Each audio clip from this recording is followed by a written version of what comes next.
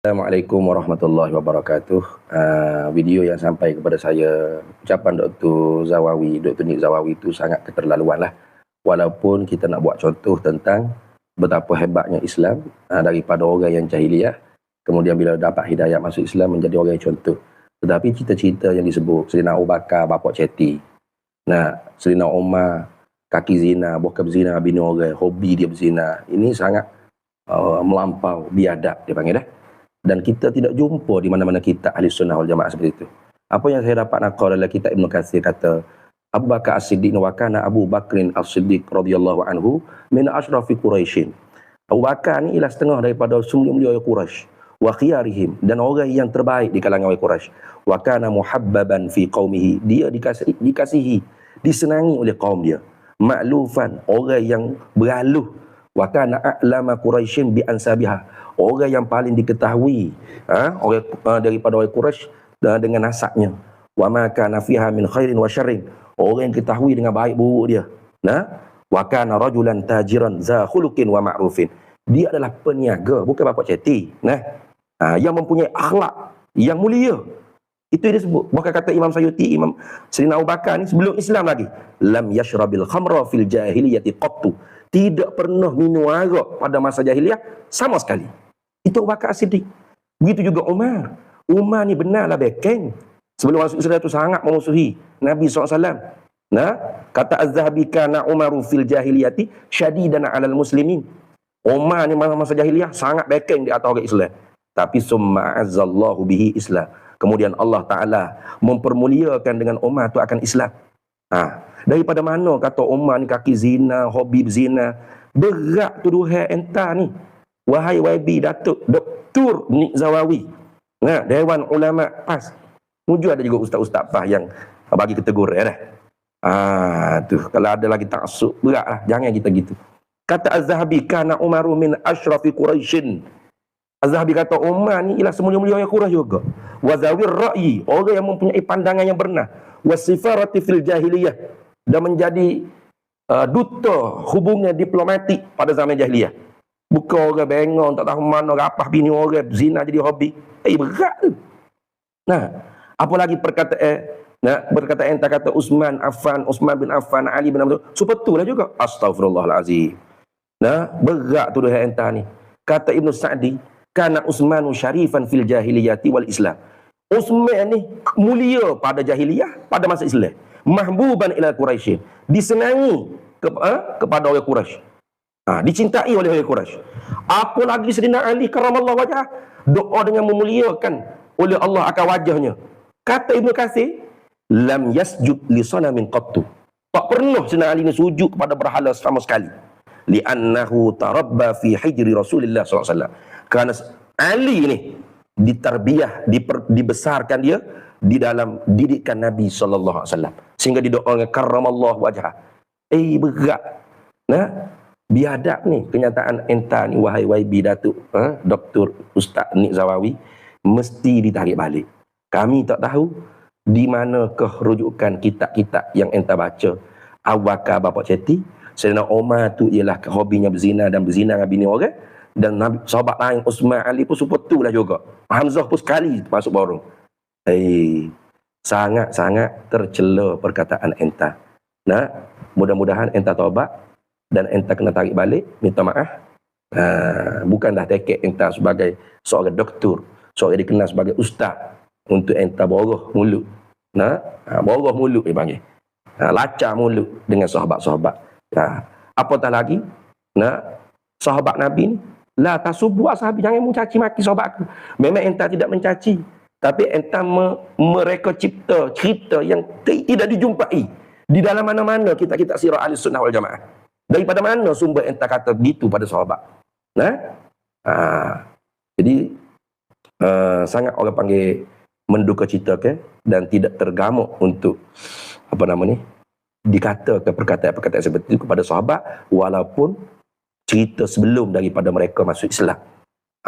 Apatah lagi Ikrimah bin Abi Jahal tu, bila masuk Islam, Nabi tak suruh cerita dah tentang bapak ya Abu Jahal. Tak suruh cerita dah benda-benda hak lalu dah. Buat cerita benda-benda hak lalu. Hak lalu lah. Apalagi benda hak lalu tu hak tak betul. Hak fitnah. Hak tidak ada sumber rujukan yang sahih. Ini perlu diambil pengajaran dan entah wajib Datuk Dr. YB Ustaz Nik Zawawi taubat dan isytihar kalau panggil pembetulan tu di media sosial, dan mohon maaf kepada seluruh umat Islam kerana entah wajib bertanggungjawab di atas apa yang entah sampaikan. Berkenaan dengan satu video seorang ahli politik yang mencela para sahabat, ada suatu benda yang tidak boleh kita terima. Bismillahirrahmanirrahim. Assalamualaikum warahmatullahi wabarakatuh. Alhamdulillah wassalatu wassalamu ala sayyidina Rasulillah. Berkenaan dengan satu video seorang ahli politik yang mencela para sahabat, walaupun dengan mungkin tujuannya konon untuk menunjukkan perbandingan sebelum dan lepas Islamnya para sahabat itu, ada suatu benda yang tidak boleh kita terima.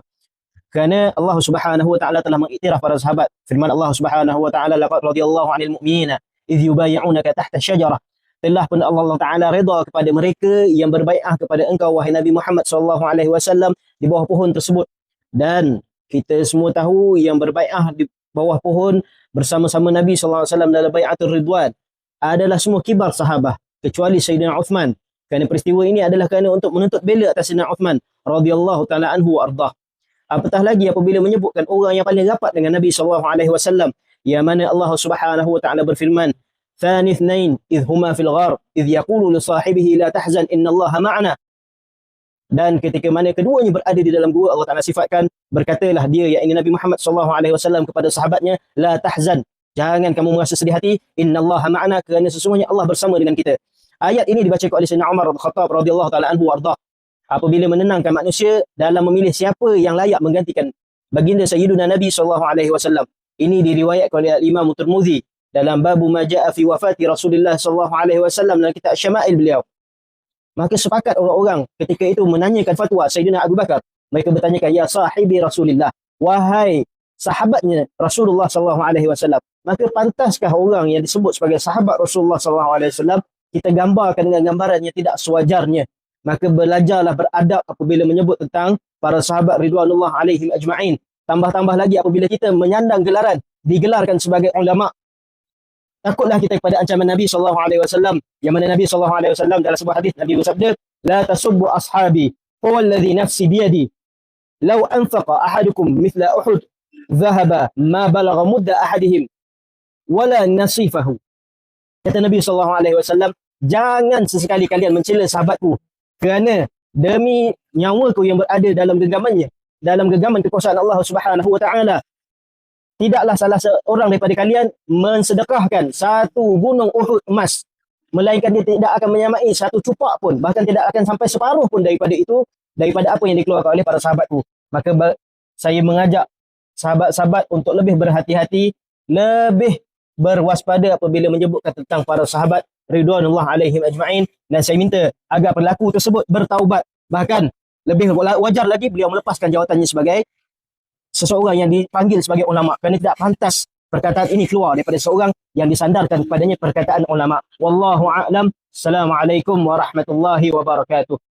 Saya bila saya dengar kenyataan macam ini yang mengaitkan sahabat-sahabat Nabi yang mulia ini dengan perlakuan-perlakuan yang sangat tak patut sama sekali. Padahal kata Imam Nawawi rahimahullah, wa kana Abu Bakar radhiyallahu an min ru'asa'i Quraisy fil jahiliyah. Sayyidina Abu Bakar adalah salah seorang daripada pemimpin Quraisy di zaman jahiliyah. Seorang pedagang berjaya, seorang yang berjiwa lemah lembut, berilmu, disenangi masyarakat, juga pakar dalam bab nasab Arab, langsung tak dikenali dengan kejahatan jahiliyah. Ini bermakna kekayaan yang diperoleh Sayyidina Abu Bakar As-Siddiq bukan daripada ceti, bukan daripada perlakuan-perlakuan zalim, akan tetapi kejayaannya dalam perniagaan, perdagangan dan usaha beliau sendiri. Begitulah juga dengan Sayyidina Umar Al-Khattab, seorang yang terkenal dengan kewibawaan, ketokohan, ketegasan, keberanian beliau. Seperti kata Imam Az-Zahabi rahimahullah, "Kana Umar min ashrafi Quraisy." Umar adalah orang-orang bangsawan Quraisy dan kepadanya diserahkan tugas-tugas diplomasi pada zaman jahiliah dulu. Sebenarnya beliau bukan orang biasa-biasa. Petah bicara kewibawaan dan ketokohannya terselah walaupun sebelum Islam ketika itu. Berhati-hatilah ketika kita mendengar atau membaca dakwaan-dakwaan orang-orang berkaitan tentang sahabat-sahabat Nabi Muhammad sallallahu alaihi wasallam. Paling kita bimbang sekali kalau memfitnah sahabat Nabi yang mulia ini. Adalah pesan Rasulullah sallallahu alaihi wasallam, khairun nasi qarni thumma alladhina yalunahum thumma alladhina yalunahum. Sebaik-baik manusia adalah pada kurunku, kemudian kurun selepas mereka, dan kemudian kurun selepas mereka. Bagus kita membawa contoh tauladan para sahabat Nabi sallallahu alaihi wasallam dalam ceramah kita, dalam perkongsian nasihat kita, untuk membangkitkan motivasi semangat pada generasi muda pada hari ini. Namun pastikan dari sumber yang sahih, semakkan demi semakkan sebelum kita sebarkan dan sampaikan kepada masyarakat.